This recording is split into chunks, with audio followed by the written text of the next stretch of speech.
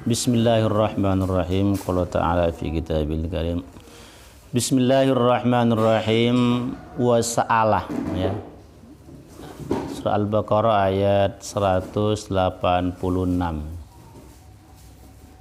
Surat Al-Baqarah ayat 186.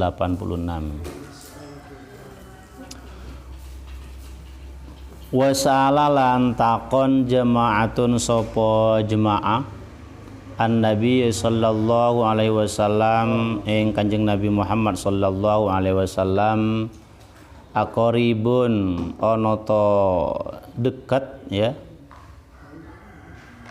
Rabbuna sapa pangeran ingsun fanunajihi moko munajat sapa ingsun ing Rabbuna ambaidun atau Allah sapa Rabbuna fanunadi moko ngundang-undang moko manggil sapa ingsun hu ing Rabbuna fanazalah moko temurun opo ayat wa idza sa'alaka ibadi anni fa inni qarib. Jadi ayat ini turun ketika ada sekelompok jemaah ya. Ketika ada sekelompok orang, kelompok sahabat, kelompok orang bertanya kepada Nabi Muhammad sallallahu alaihi wasallam, Tuhan kami itu dekat apa jauh nih kan? Kalau dekat kami cukup bermunajat, berdoa, berbisik dalam hati. Kalau jauh ya kami doanya kencang keras nih kan.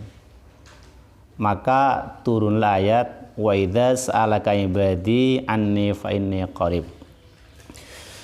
Wa idza sa'alaka lan ing dalam takon ka ing sira Muhammad ibadi sapa pira-pira hamba ingsun anni sangkeng ingsun fa inni mungko satuhune ingsun qaribun iku zat kang parek. Kalau ada yang bertanya kepadamu Muhammad ya, kalau jika bertanya kepadamu Muhammad hamba-hambaku anni tentang aku, kata Allah fa inni qarib, maka sesungguhnya aku dekat minhum sangkeng ibadi.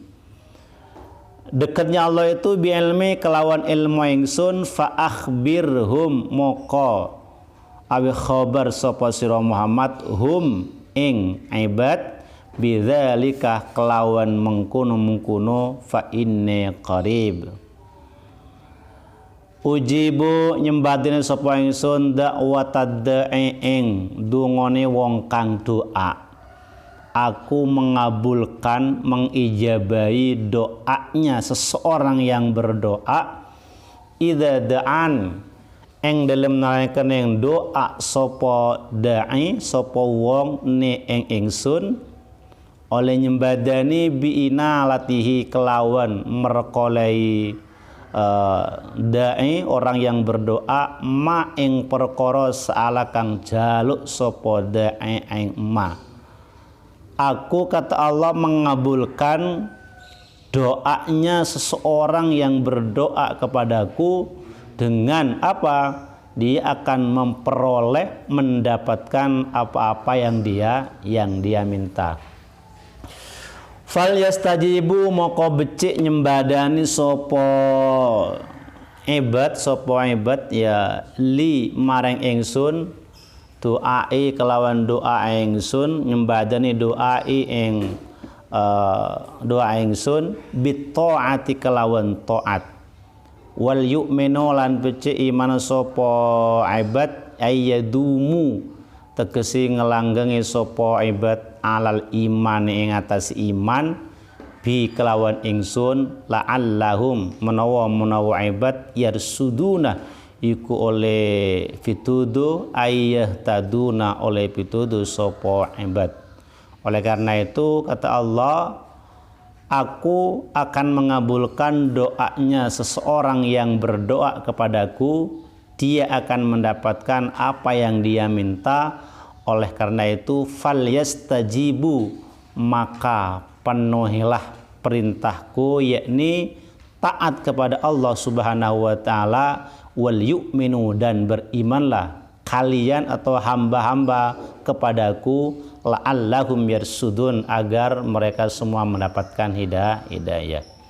Jadi ayat ini turun ketika ada jemaah bertanya tentang kepada Nabi Muhammad tentang Allah Subhanahu wa taala, Allah itu dekat apa jauh?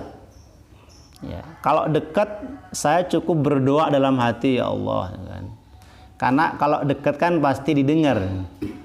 Kalau misalkan Allah itu jauh, ya berarti saya doanya dengan cara manggil-manggil Allah, ya Allah, dengan cara manggil-manggil Allah. Maka dijawab oleh Rasulullah SAW apa? Bahwa sesungguhnya Allah itu dekat bi'ilmi, dengan pengetahuan Allah. Artinya apa?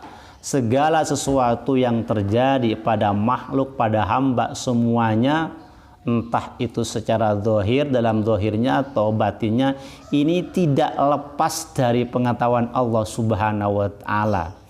Baik yang kita lakukan secara zahir ataupun yang kita lakukan secara batin, yang terbesit dalam hati kita, ini tidak lepas dari pengetahuan Allah Subhanahu wa taala. Sehingga kata Allah, Allah akan mengabulkan doa siapapun yang berdoa kepadaku, tapi dengan catatan, dengan syarat. Nah, ini doa itu kalau ingin dikabulkan oleh Allah Subhanahu wa taala, bahwa doa itu juga ada adab-adabnya, juga ada syarat-syaratnya.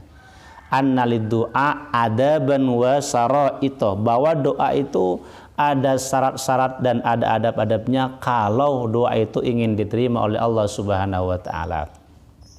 Wahiyya sababun lil ijabah, dan diantara adab-adab dan syarat-syarat doa itu menjadi penyebabnya doa itu dikabulkan oleh Allah Subhanahu wa taala.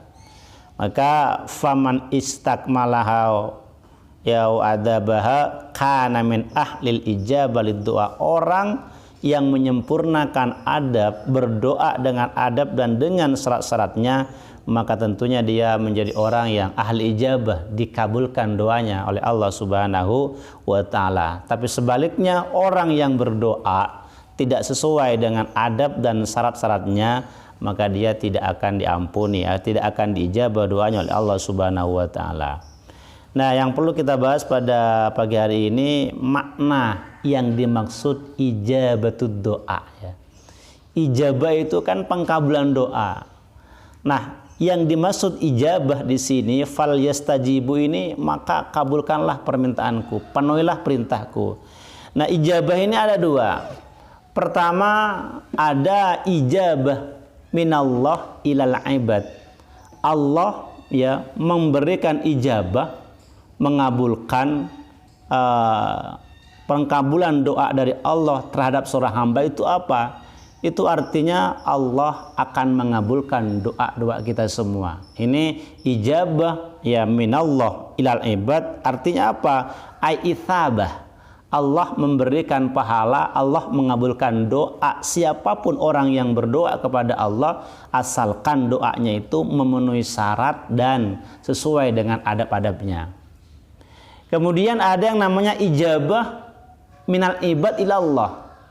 Ya, kalau ijabah minallah, ijabah dari Allah kepada seorang hamba, ya, berarti Allah memberikan pahala.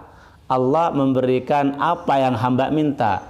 Tapi kalau ijabah dari seorang hamba kepada Allah, berarti seorang hamba ini agar doanya itu diterima harus memenuhi perintah Allah Subhanahu wa taala. Artinya harus taat kepada Allah Subhanahu wa taala. Makanya di sini ada kalimat fal yastajibuli. Istajibuli ini maknanya ijabah. Ada yang namanya ijabah itu dari Allah kepada hamba, artinya dia mendapatkan pahala, mendapatkan apa yang dia minta. Ada yang namanya ijabah dari hamba kepada Allah, itu artinya apa? Seorang hamba agar doanya itu diterima, dikabulkan, maka harus ijabah juga kepada Allah. Artinya apa? Taat dengan kepada Allah Subhanahu wa taala. Jadi intinya ada imbal balik. Allah pasti mengabulkan doa kita semua, tapi dengan syarat kita juga harus memenuhi perintah Allah Subhanahu wa taala. Loh, kalau misalkan ada pertanyaan, itu ada orang yang enggak ijabah kepada Allah, yang dia tidak pernah taat kepada Allah, enggak pernah sholat, tapi kok jadi orang kaya? semua yang diinginkan dikabulkan Allah Subhanahu wa taala. Tidak semua ya yang diberikan Allah itu sesuai dengan ridho Allah Subhanahu wa taala. Jadi kalau ada orang tidak taat, tidak melakukan sholat, kemudian dia mendapatkan apa yang dia inginkan, itu nanti termasuk bagian daripada istidraj dari Allah Subhanahu wa taala.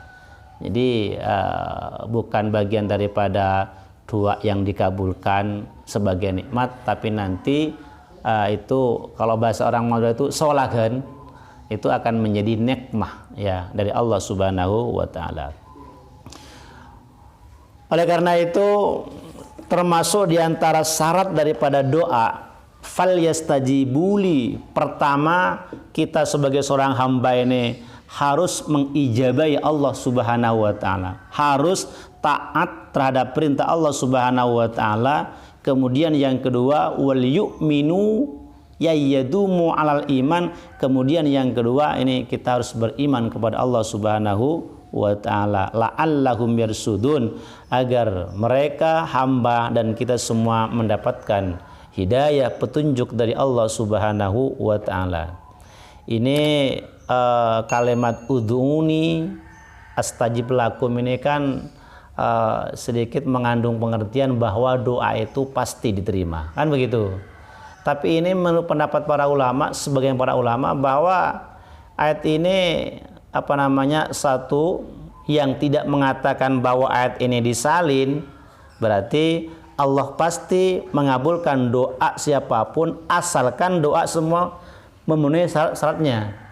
Kemudian kalau mengacu pada pendapat sebagian ulama bahwa ayat ini sudah dinusah, artinya apa?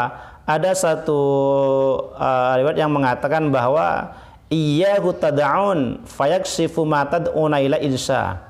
Kepada Allah lah kalian berdoa semuanya, maka kemudian Allah akan mengabulkan doa kalian insya'a, kalau Allah menghendaki.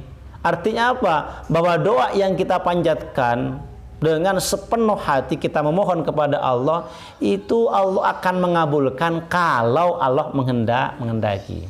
Jadi kalau mengikuti pendapat yang pertama, ud'uni astajib lakum, itu doa kita pasti diterima oleh Allah Subhanahu wa taala. Akan tetapi tinggal waktu ya dan caranya ini sesuai dengan kehendak Allah Subhanahu wa taala. Artinya apa? Banyak cara Allah itu mengabulkan doa kita. Kadang kita berdoa Allah tidak memenuhi langsung apa yang kita minta, tapi kadang di pending di kemudian hari.